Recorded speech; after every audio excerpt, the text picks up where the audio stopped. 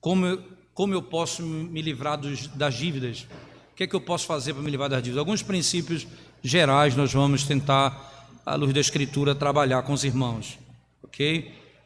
Mas agora, nesse primeiro momento, a gente vai trabalhar com o seguinte princípio, não é? É sábio ou mesmo necessário usar, não é, dívida para comprar um veículo, ou se endividar para comprar um veículo? Será que é sábio? Será que é necessário fazer? O que é que eu preciso? Como é que eu tenho que fazer nesse sentido? Junto com a moradia, irmãos, a compra de carro tem sido, e eu digo isso por experiência pessoal, tem sido uma parte grande do nosso orçamento, né? Moradia e compra de carro, né? Veículo, podemos dizer assim. O Gustavo, no domingo passado, me mandou um negócio muito interessante, que, por exemplo, nos Estados Unidos, além da dívida causada por educação, o sistema de saúde americano é tão complexo que a pessoa que adquire uma doença grave, por exemplo, um câncer lá, raramente ela não entra em dívida. Somente os caras que são muito ricos. Ele acaba entrando em dívidas absurdas. Aqui no Brasil, se você tiver um plano de saúde, né, praticamente todas as despesas são cobertas, normalmente, né? Isso depende muito da situação de cada um. Mas nos Estados Unidos, mesmo tendo um plano de saúde, você tendo uma doença lá, você tem que pagar, não é, a cooperação, não é? E que às vezes 20% do valor, é pouco, mas 20% de $1 milhão é complexo, né? Você, depende de quanto você ganha, pode ser muita dificuldade. Então, normalmente as dívidas que nós nos metemos, irmãos, às vezes a gente não se prepara para, de alguma forma, tendo algum equilíbrio financeiro para ter plano de saúde, e às vezes não tem condição mesmo, não tem o que fazer. Você não tem condição de ter um plano de saúde, você não pode ter um plano de saúde, não é? E aí você precisa administrar de outra forma. Entretanto, no Brasil, você tendo plano de saúde, você se livra, né, dependendo do plano, de algumas dificuldades que seria mais comum a pessoa sem plano passar, ok? Diferente dos Estados Unidos, que com plano ou sem plano, você se atrapalha totalmente com respeito a algumas enfermidades, sem dúvida alguma. Agora, outra categoria, irmãos, é a compra de carro, né? Todos nós, raríssimas exceções, podemos dizer assim, compra carro à vista, né? Normalmente você compra carro financiado, é o normal da nossa própria cultura. Mas por que é desejável evitar emprestar dinheiro para comprar veículo? Por que é desejável, irmãos, evitar emprestar dinheiro para a compra de veículo? Primeiro, as pessoas têm a tendência de gastar muito mais em veículos quando elas compram com crédito. O contrário é diferente quando você vai pagar à vista, certo? Quando você vai comprar no crédito, você acaba comprando mais caro normalmente. Como é que funciona? Aí o cara diz assim, olha, você aumenta isso, eu te dou isso no carro, esse acessório, isso aqui, aquilo ali, vai subir só uma besteira e você vai comprar um carro e comprar outro. É assim que funciona na prática.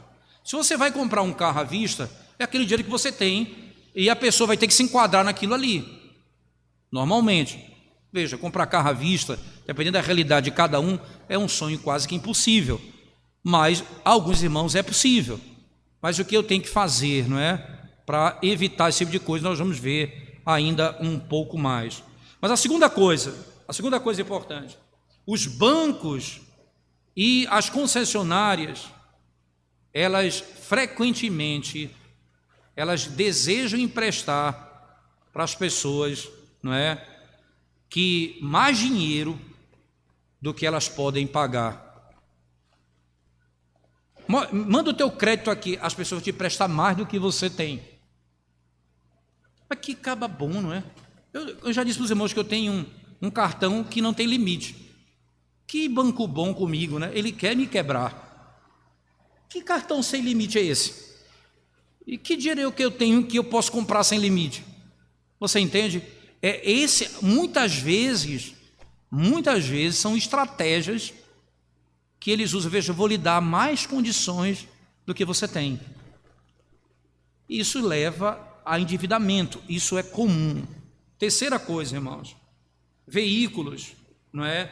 Eles custam mais quando você tem de pagar juros por ele. Isso é óbvio, né? Eles vão custar mais quando você tem de pagar juros por ele. Não pensem vocês que o banco está lá, o negócio é tão bom que a concessionária, a empresa tem um banco Toyota, banco Volkswagen, ele já tem um banco para isso. Quer ver um negócio de educação? Era o FIES. Não precisa não. A Nassau tem um banco. Eles têm um empréstimo deles. É porque é tão rentável o negócio que eles mesmo agora, eles não querem dividir esse dinheiro com um banco, não. Eles querem ganhar isso. Isso é muito comum acontecer, não é? A Jeep tem banco, não? Eu não sabia, mas agora estou sabendo de primeira mão, não é? Veja, é difícil não ter, porque é algo que é rentável para a empresa. Outra coisa importante, irmãos, veja só, isso é óbvio, o veículo vai depreciar o valor. A menos que você vá comprar no parcelado e pague a maior parte do dinheiro, o valor, com uma entrada, você deu uma entrada muito grande e fique apenas uma parte você pagar, você vai dever ao banco, se você não fizer isso, muito mais do que o carro vale. Logo depois de você terminar de pagar, pagou um absurdo. Veja, você vai pagando mais e mais e mais e o carro valendo menos. É assim que funciona. Porque o carro vai depreciar, é óbvio. Carro não é investimento, tecnicamente falando, não é? Você não compra carro para ganhar dinheiro, só a pessoa de concessionária. Você não compra carro para ganhar dinheiro, você compra carro para usar com a sua família. Você procura um carro que tenha segurança, que tenha isso, que tenha aquilo outro. Você procura alguma coisa melhor para a sua casa, é óbvio isso. Mas preste atenção no que pode acontecer. Se você não tiver uma boa entrada, você vai pagar uma parcela altíssima e o carro ele vai custando cada vez mais e valendo cada vez menos. O abismo entre o que você vai ficar com o que você está pagando é absurdo. Veja, nos Estados Unidos é mais comum isso. No Brasil, com as estradas não tão boas, a gente tem mais dificuldade com isso. Veja, nos Estados Unidos, você compra um carro usado, rapaz, a chance de ele dar problema é pequena. Por exemplo, na época que eu estava lá, eu comprei um Ford Explorer, né, um carrão grande de um missionário que está na Itália, até amigo da gente, é pastor, estudou comigo na época lá em Greenville e foi enviado para plantar uma igreja ali na Itália. E quando ele vendeu o carro para mim. Eu lembro literalmente, não é, o carro, um Ford Explorer, carrão grande, $3.000. Pagamento ali. E é muito engraçado porque a troca de placa é assim: ele tira a placa dele, eu pego a minha e eu ponho a placa lá mesmo no estacionamento do Detran de lá. É assim, não tem burocracia zero, né? Aí a gente vai vender, o cara pega o documento, assina, entrega para ele, dá baixa lá, burocracia zero. Peguei o carro, eu lembro que a gente orou, ele orou de pedir: Senhor, assim como esse carro foi uma grande bênção na minha vida, seja uma bênção na vida do Paulo, da família dele também. E foi mesmo. 10 anos de uso esse carro tinha. E há pouco tempo ele tinha trocado os 4 pneus, que seria uma despesa grande. E aí foi quando ele trocou, logo depois ele foi chamado para a Itália. Nós usamos esse carro lá, pelo período, uma boa parte que nós ficamos. Eu só fazia trocar o óleo do carro e o filtro. O óleo e o filtro. Pelo tempo que eu passei ali. Viagens longas nós fazíamos para estados vizinhos e o carro era impecável. Então você comprar um carro usado lá era muito mais tranquilo. E ainda vindo de alguém que você conhece, tendo, não é, procedência, melhor ainda. Todo lugar é assim, o carro novo ele é mais caro do que o carro usado, certo? O problema do carro novo é que quando você tira ele da concessionária, ele perde 20%, normalmente, do valor que você comprou. Normalmente é assim que funciona. Então, ele vai perdendo valor rapidamente. O carro usado, quando você compra o carro 3 anos, 4 anos, aquela parte grande de perda já acabou. Agora a perda é menor. Então, se você consegue comprar um carro usado, de boa procedência, mais barato, com 30%, 40% do valor, 30% do valor, você faz muito mais negócio que comprar um zero, com pouco tempo, perdendo dinheiro absurdamente. Depende do caso, tá certo, irmãos? Veja, é claro que o carro não tendo procedência, começando a dar trabalho, você vai se arrepender de ter comprado um carro usado. É por isso que é necessário você ter conhecimento do que você está fazendo. Na minha época, como seminarista, eu tinha um carro, me dava muita dor de cabeça, aí um amigo meu quis comprar o carro. Aí eu falei, olha, amigo, você quer comprar, mas esse carro me dá dor de cabeça, é isso, eu não quero vender para você nada enganado. Aí ele falou, então para você, se você quer comprar o carro, pegue o carro, leve para o seu mecânico de confiança e ele vai dizer para você. Ele fez, levou o carro. E aí o mecânico disse, olha, tem problema ali acolá, a gente consegue ajustar, o preço está bom, pode comprar. E aí eu consegui me livrar daquele carro, que para mim era um problema, porque eu gastava algum dinheiro quase que mensalmente ajeitando ele.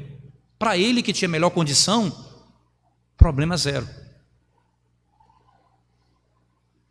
Então é mais difícil você desfazer desse tipo de coisa. Por isso, preste atenção, os carros novos, normalmente, claramente, eles são mais caros, não é? Por quê, irmãos? Os carros novos, eles são mais caros para o dono, porque eles custam mais na depreciação. Veja, o carro vai depreciando e você vai perdendo, você pagou aquele valor e vai perdendo custo nele. Então, o meu conselho aos irmãos, e própria experiência minha, e pelo que eu já vivi, se puder comprar um carro novo, ter condição de comprar, compre, não tem problema. Mas se você não tem, evite um carro muito novo. Compre um carro com 3 anos, de procedência que você conheça. E o valor dele, as perdas maiores já aconteceram, e você vai pagar menos, e ele vai depreciar menos no processo. Certo? Então, é uma outra maneira. 6º ponto importante, né? Os veículos, eles, como eu falei, eles vão deteriorando por natureza. Você vai acontecer nele como aquilo que Mateus diz, né? A traça e a ferrugem corroem. Que ele é da natureza que a traça e o ferrugem corroem, né? Então, certamente você pensa, eu vou ter um carro, eu não posso pensar, nunca pensa, eu vou ter um carro como investimento. Você vai dar perda financeira, isso é um ponto central. Você tem que calcular ele, sabe como, no benefício para a sua família, você poder ir ao trabalho com segurança, levar os seus filhos. Então, é a mesma coisa de comprar uma casa. Às vezes, é melhor alugar do que comprar, depende do caso. E nesses casos, você compra às vezes, mesmo sabendo que alugar é melhor, mas por questões de família, eu vou deixar para os meus filhos uma herança. Então, muitas vezes você pensa nisso. Então, muitas vezes isso está envolvido no processo. Por isso, o meu conselho aos irmãos é que quando vocês forem comprar carro, se for comprar um carro, avaliem todas essas coisas. E aí, não é? Vamos dar aqui literalmente quatro conselhos práticos. Como eu posso evitar dívida no veículo, no meu carro? Primeiro, compre e dirija um carro mais velho, menos um carro mais barato, um carro que você possa pagar por ele em dinheiro. Segundo, aprenda você mesmo. Isso aí eu já passei, talvez não consiga mais na minha vida, mas aprenda a fazer você mesmo alguma manutenção para poder economizar algum dinheiro. É engraçado que nos Estados Unidos, porque tudo é muito caro, a mão de obra é muito cara, você raramente leva um carro na oficina. As pessoas aprendem a fazer tudo em casa, porque realmente é muito caro consertar carro lá. Não é a peça que é cara, é a mão de obra que é cara. Não é? Quando eu ia trocar o óleo do carro e o filtro, eu pagava mais pela mão de obra do que pelo óleo e pelo filtro, porque lá é muito valorizado o serviço da pessoa. A mesma coisa conserto de carro. A peça não é tão cara, o que é caro é a mão de obra. Por isso, não é, aprenda de alguma maneira a fazer alguma manutenção. Terceiro, não faça o pagamento do carro, não é? Veja bem, faça o pagamento da parcela do carro cada mês, não é? Como parte do seu orçamento. Preste atenção, eu estou pagando aqui um carro, eu já estou numa parcela de pagamento de carro. Pague ele todo mês e procure economizar algum dinheiro para que quando você for trocar esse carro, você tenha condições de, com o carro e com a reserva, você possa pagar praticamente um carro novo, ou um carro que você possa adquirir. Quarto, usufrua ser ou viver como alguém que não tem dívida, irmãos. Seja alguém que não tem dívida. Economize para a compra do carro. Economize para a compra do carro. Isso aqui são princípios importantes, né? E normalmente você tem alguns casos que são bem, comuns. O que acontece hoje? Eu não sei, talvez alguém que está experimentando isso hoje possa até falar, mas já viram falar pessoas que hoje pagam aluguel de carro, né? É como se fosse assim, assinatura, obrigado. É como se fosse a Netflix, só que do carro. Gente que faz assinatura de carro. Já viram falar isso ou não? Deixa eu lhe mostrar. Tem uma Nicole mandou para mim essa semana um negócio bem interessante. Ela disse assim, assinatura do carro, né? E aí ela diz o seguinte: você não precisa de um carro, isso aqui é o artigo, né? Você não precisa de um carro, mas sim de uma forma de transporte. Essa lógica de consumo tem se tornado uma tendência ao redor do mundo, mas principalmente no Brasil. Isso significa que alguns consumidores mais jovens, isso é comum nos mais jovens, passaram a enxergar o carro menos como objeto de status ou ativo e mais como um serviço. De acordo com um relatório recente do BTG, assinar um carro custa 40% menos do que comprá-lo por financiamento e 14% mais caro do que comprar à vista. Entenda, assinar um carro é 14% mais caro do que pagar à vista e 40% mais barato, do que comprá-lo por financiamento. Muitas pessoas fazem isso, assinam o carro. O que acontece? Nessa assinatura, elas trocam o carro por ano, dependendo como elas queiram fazer. Uma outra realidade, muita gente hoje tem feito isso, Se eu não estou equivocado, irmãos, porque eles não estão aqui agora, Nicole nem Arthur, mas parece que Nicole e Arthur fazem isso hoje, não é isso?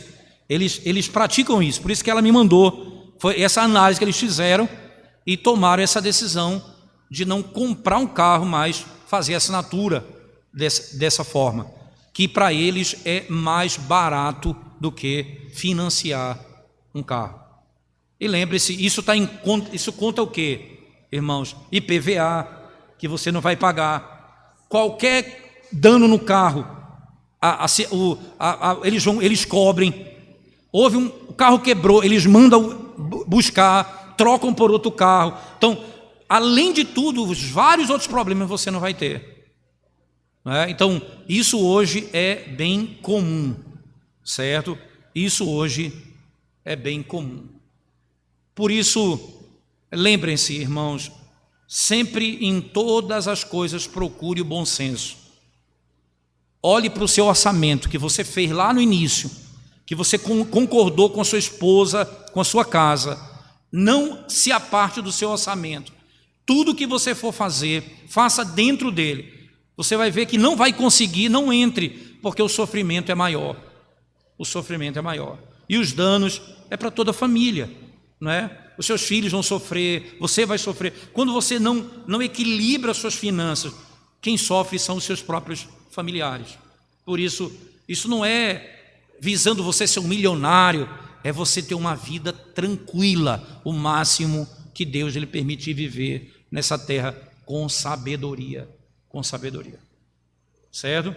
Então, indo para o nosso último tópico desse assunto, né, vem a pergunta, diante do que a gente falou um pouco sobre casa, sobre carro, vem a pergunta: como eu posso me livrar das dívidas?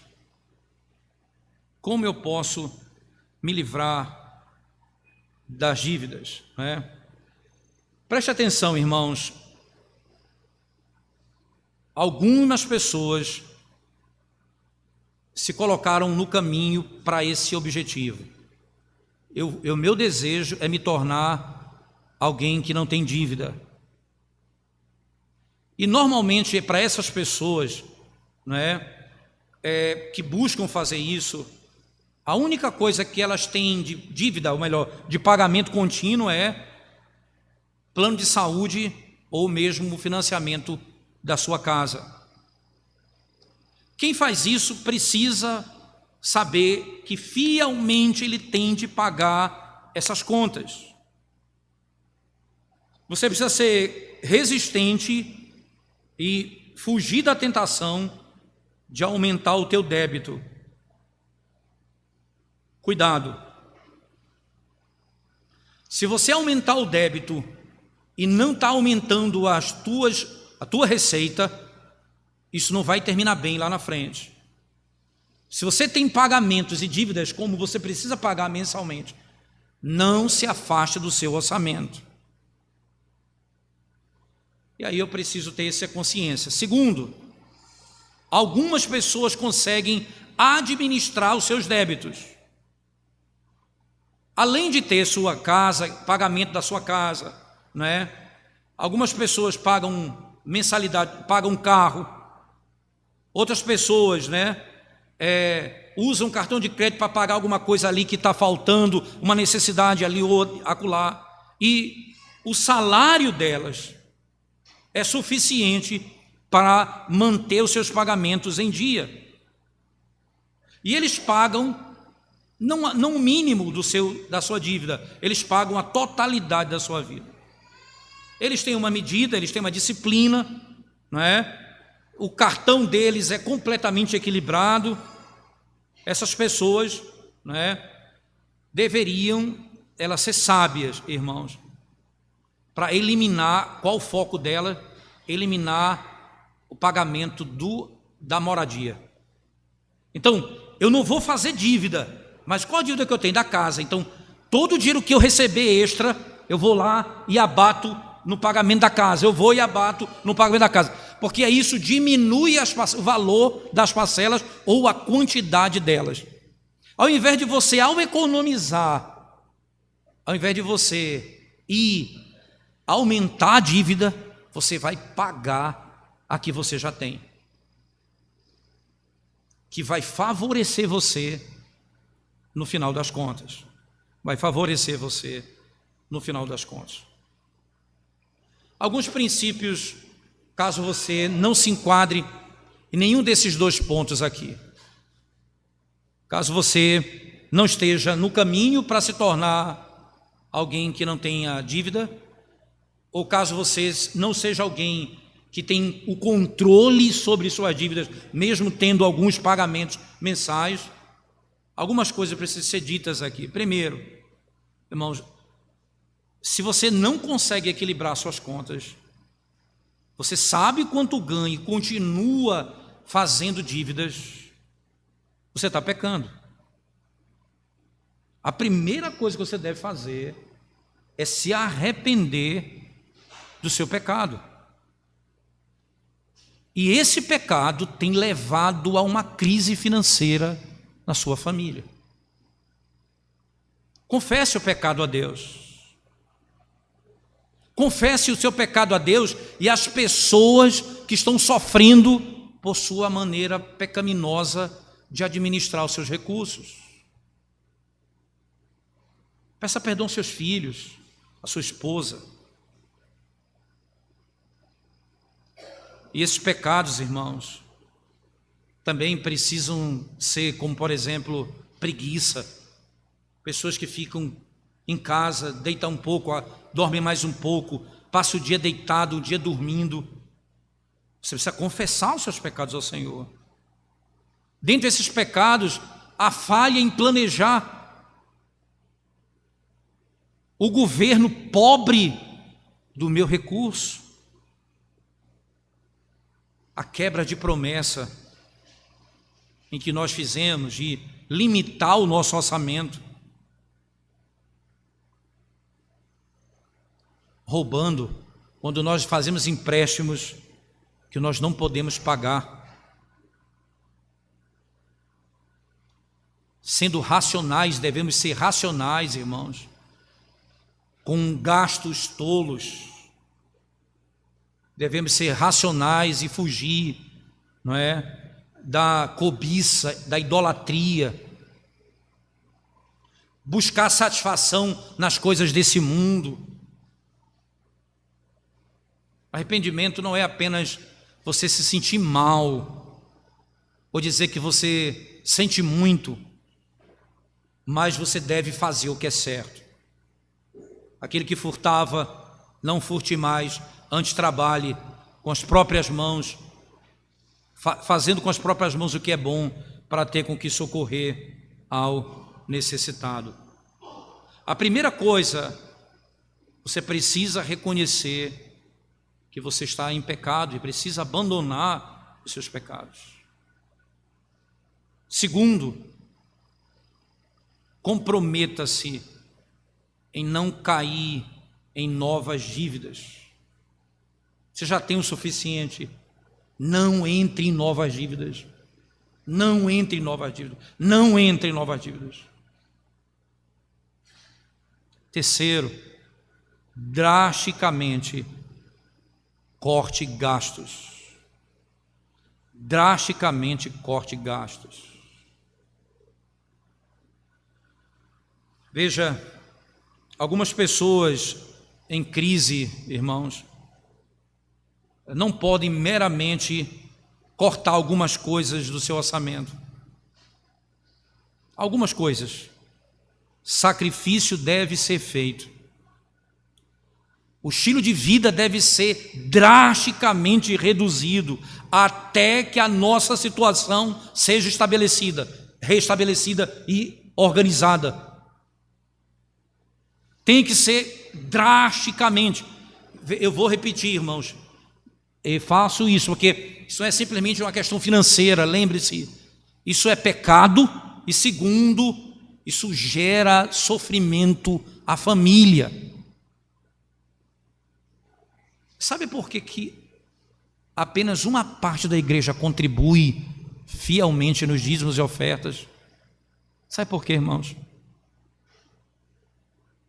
Além de outras coisas, não tem controle sobre os seus gastos.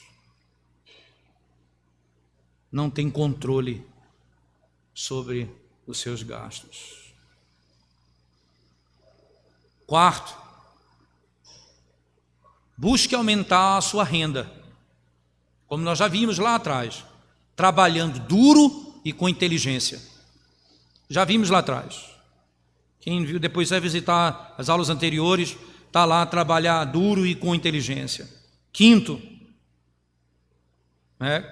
lugar, venda alguma coisa que você possui para diminuir os seus débitos, suas dívidas. Venda o que você tem para pagar suas dívidas. Veja, dívida que está fora do controle, irmão. Não estou falando de dívida que está organizada, você está pagando, mesmo com dificuldade você está conseguindo administrar. Eu estou falando daquela que tem levado a sua família à destruição.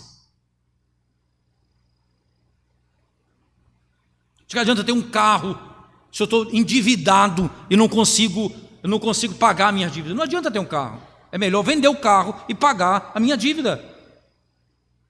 É melhor andar a pé do que de carro e sem paz. É melhor.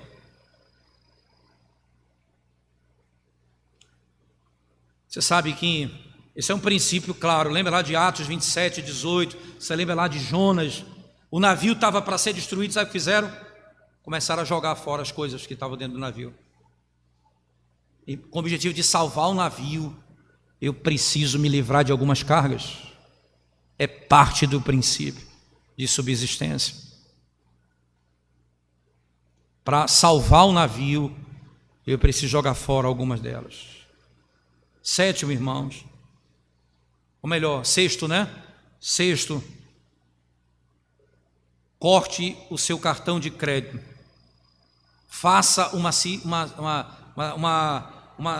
vamos chamar assim, faça uma operação radical nele.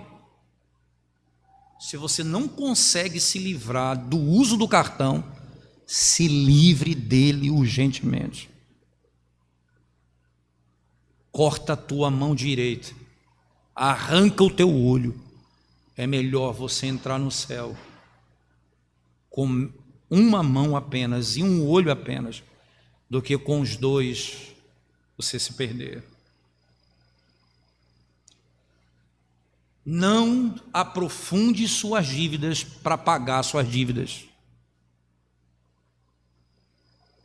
Eu tenho um empréstimo para te fazer, para tu pagar a tua dívida. Olha, que coisa impressionante. É igual, tem uma brincadeira que se diz no meio, a pessoa tem uma promoção em tal loja. Diz, mas eu não preciso. Mas é a promoção. Então, olha, aí se diz o seguinte: para economizar, eu não poupo dinheiro. Para economizar, eu não poupo dinheiro. Que é meio estranho, mas é isso que acontece. Para comprar um negócio, eu vou gastar dinheiro. Veja, eu vou comprar um negócio que está barato, eu não preciso, mas só para dizer que eu economizei, eu vou gastar dinheiro. Isso é algo que tem acontecido tanto no nosso meio, irmãos. Não se aprofunde em dívidas para pagar suas dívidas. Eu já disse isso outras vezes, porque eu conheço, tem familiares que são funcionários públicos. Há uma forte facilidade de empréstimo para funcionário público, não é? Eles dão de mão beijada para você assim. E aí, para você sair de uma dívida, você faz outra. Aí ele faz outra, e faz outra, e faz outra, porque é tão fácil. Até que chega o dia que você não tem mais condições de fazê-lo. Não me parece. Oitavo, irmãos, busque conselho piedoso e busque prestar contas. Onde não há guia, onde não há liderança, as pessoas vão cair, o povo vai falhar. Mas na abundância de conselheiros habita a vitória. Quando você busca vitória sobre suas dívidas, busque ajuda de conselheiros piedosos, que conhecem as Escrituras bem, e são sábios em questões financeiras. Eles serão capazes de te ajudar a fazer um orçamento, e você tem alguém a prestar contas para que você siga o seu plano. E por último, irmãos, ore diariamente, pedindo o socorro do Senhor, a misericórdia e a sabedoria de Deus, quando você está passando por dificuldades financeiras. 40 mil homens, nós vimos hoje, contra 26. Parece que a vitória era certa, mas não foi conquistada até que o Senhor os entregou nas mãos deles. Eles oraram, suplicaram e o Senhor os abençoou. Se o Senhor não edificar a casa, em vão trabalha o que a edifica. Certamente. Talvez você esteja num caso até pior. Você esteja afogado mesmo em dívidas, irmãos. O seu cartão de crédito, você não consegue pagar o mínimo, você está sem condições. E o seu débito, a sua dívida vai só aumentando mês após mês, mês a mês. E você é punido com juro sobre juro, juro sobre juro.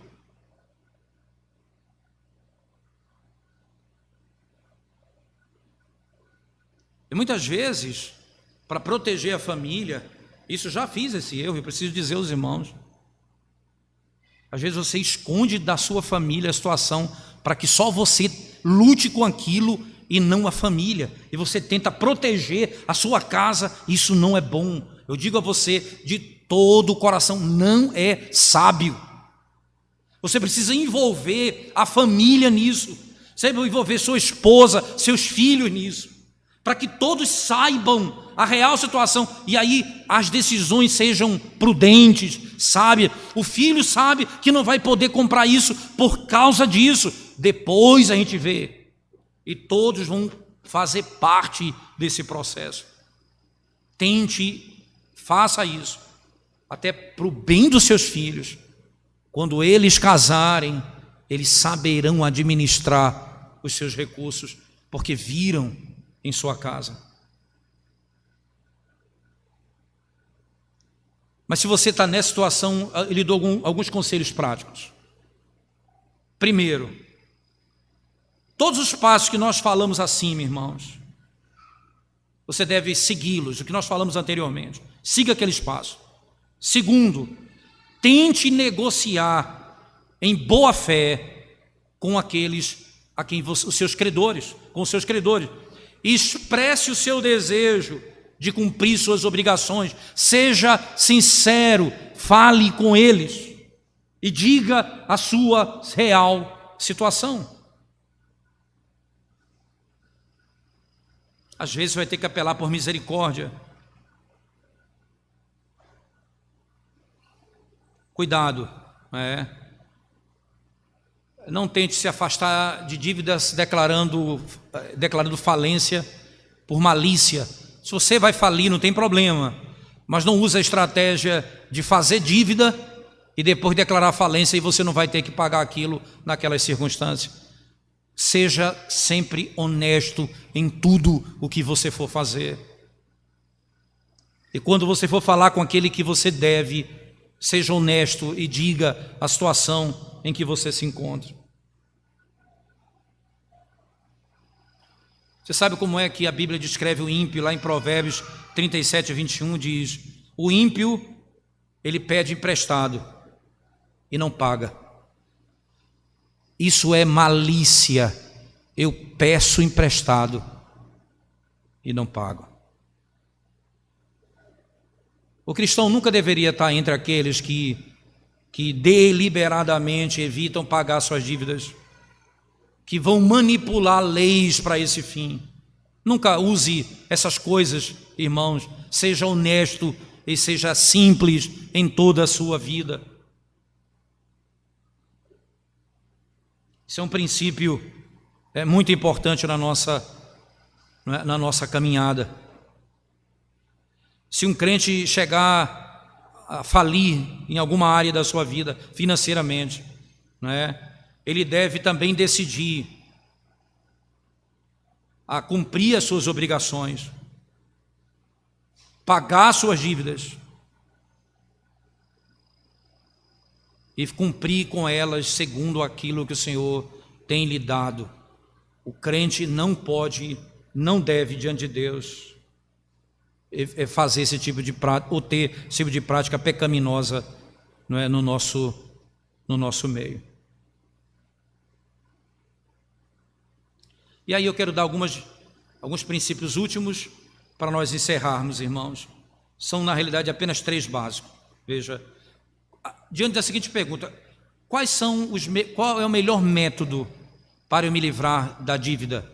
Qual o melhor método para me livrar da dívida? Primeiro, né? Primeira dívida que eu tenho que pensar são aquelas que são chamadas bola de neve. Não a igreja bola de neve, é a dívida bola de neve, tá certo? Elimine, veja só, elimine os débitos menores. Elimine primeiro os débitos menores. Você tem um monte de dívida, vai eliminando. Qual é aquela que eu posso pagar logo? Vai pagando as menores.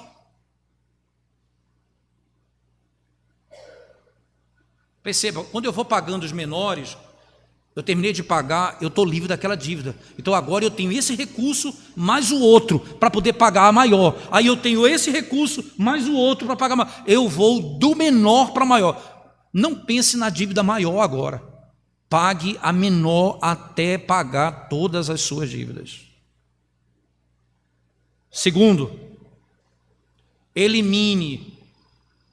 Primeira coisa, elimine os débitos que têm alto juro, que você paga juro alto por ele. E aí você pode fazer, irmãos, negociar, renegociar. É possível isso hoje. E hoje, você sabe, quem trabalha com advocacia, que quando esses juros altíssimos são derrubados com muita facilidade em processos hoje, porque meio que estão fora da realidade. Então, procure alguém que entenda do assunto e lhe ajude a se livrar dessas dívidas, desses juros altíssimos. Terceira coisa, irmãos, elimine o débito nos relacionamentos.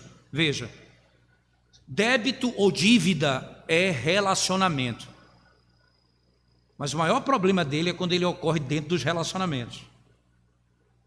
Elimine as dívidas que estão dentro de casa, dentro da família. Se um amigo ou parente lhe emprestou dinheiro e ele precisa, né, e está causando tensão ali, pague essa pessoa como a sua prioridade, mesmo se ela lhe cobra pouco juro. Porque você começa a ter problemas familiares, relacionais, e que além da dívida, relacionamento vai sendo quebrado. Quando você vê, você não está só endividado, você tem inimizade dentro da sua própria família. Dívida é como se fosse cardos e abrolhos, difícil de matar, ervas daninhas, difícil de matar. Quanto mais ela cresce, irmãos, mais profundas raízes. Não tem outra maneira se eu não aplicar a sabedoria de Deus, conversando com pessoas sábias e entendidas, para poder me livrar dessas circunstâncias. Tudo isso, se nós fizermos isso, seu casamento será mais ajustado. A igreja será melhor servida nas suas necessidades. E a sua família não terá necessidade de passar por angústias desnecessárias como essa. Além do ensino que você trará aos seus filhos, na longa jornada deles. Sem dúvida isso será de grande benefício para a vida da igreja. para a vida, né, da igreja. Na próxima semana, se o Senhor nos permitir, nós vamos falar sobre como eu devo me preparar para o futuro à luz das Escrituras, diante dessa realidade financeira. Lembra, nada do outro mundo, apenas explicar para os irmãos, né, como eu preciso me preparar para a realidade que nós estamos vivendo. E aí não é a realidade política, não é isso não, econômica, real, que nós como cidadãos desse mundo, nós precisamos saber enfrentar. E à luz da Escritura nós vamos buscar sabedoria e discernimento para falar sobre a realidade da vida, nos tempos de hoje que nós estamos enfrentando, tanto na economia, na saúde, todas as áreas que são importantes para nós, ok? Deus abençoe os irmãos. Eu não vou pedir para ter pergunta, porque nós já passamos 4 minutos do horário e nós vamos encerrar, e 17 horas estaremos de volta para adorar o Senhor mais uma vez. Vamos curvar nossa cabeça, vamos orar ao Senhor. Graças te damos, Senhor, pelo privilégio de podermos meditar nessas verdades e aprender do Senhor, confiar no Senhor, buscar no Senhor sabedoria, discernimento. Tem misericórdia de nós, Senhor Deus, porque somos tão imediatistas e pensamos as coisas sempre para agora. E nós somos um povo que tem esperança, paciência, e devemos aplicar isso em todas as áreas da nossa vida. Que o Senhor nos ajude pelo amor do teu nome. Perdoe as nossas faltas e abençoe a nossa família, a nossa casa, a tua igreja, em nome de Jesus. Amém.